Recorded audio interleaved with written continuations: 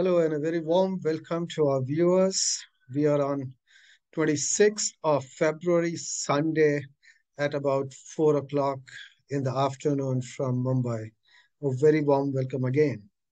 So we have seen that the Brent closed at 83.16 last Friday, and the markets have been kind of muddling through. There has been no clear direction.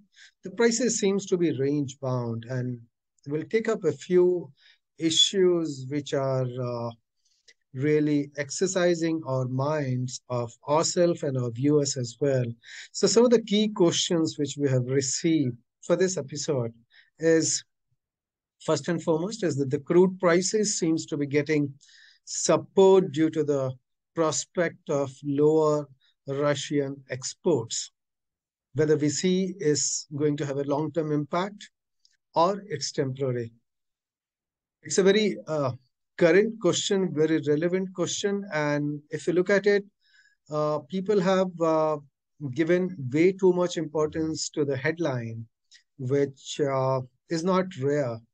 So what so far the Russia has announced is 500,000 barrels per day of production cut for the month of March compared to from March. So, and we need to understand that March and April is their usual refinery maintenance season as well. And while they are oil and gas fields on the upstream sector, they also once in a while go into kind of maintenance mode as well. So all these things will need to wait and watch as to beyond March what it happens, whether they're going to extend it, say March to December, then yes, this would start making some sense, and that is the time we would like to get into it. Right now, we strongly believe this is more linked with the increase or the coordinated in the announcement of increase of OSPs by Saudi Arabia, the key OPEC member, and the Russian cut. They are more of a narrative building exercise to keep the prices at a certain elevated level. We do not at this moment see much into it till the time Russia comes back with a confirmation for what is beyond March, if they are going to continue their production cuts or no. Currently, they have not said anything. They have said only for March. So we rest our case here. We do not see too much of a concern onto the markets for this 1 month production cut. It's not very significant. So we take up another question which some of our regular viewers have shared with us is, even after the continuous increase of interest rates by central banks, inflation continued to rise, forcing central banks to continue their hawkish stand. Will this kill demand for petro products and lead to global recession? Now, this is one question which is more fundamental and more longer lasting. Fed has just clarified its longer term hawkish stand.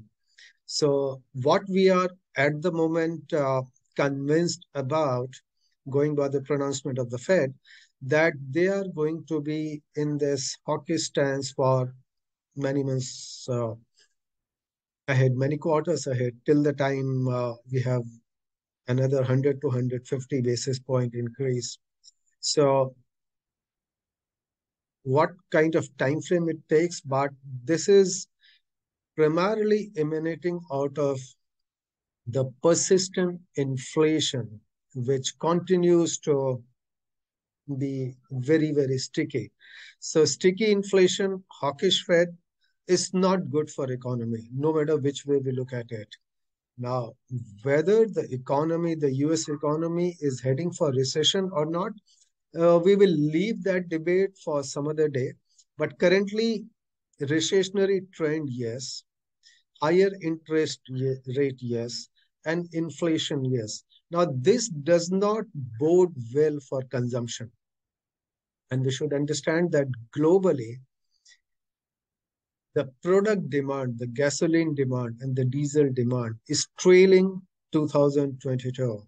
Now, this is very important point. Global demand in the first 2 months is trailing 2022.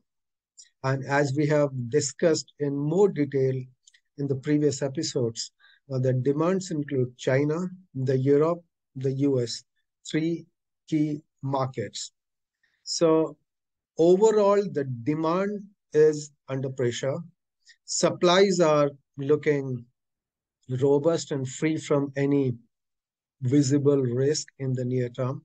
So our current assessment remains consistent with what we have been maintaining here, that the markets are in for a bearish trend. Current prices seem to suggest that the China reopening has already been priced in. We suspect the markets in about 3 months or by about the beginning of the second half of this year would turn to looking at China disappointment story, because that's the way we look at it. So in sum, crude prices to remain bearish with a significant risk to the downside of even $70. Thank you for joining us, and it's been a pleasure. Thank you.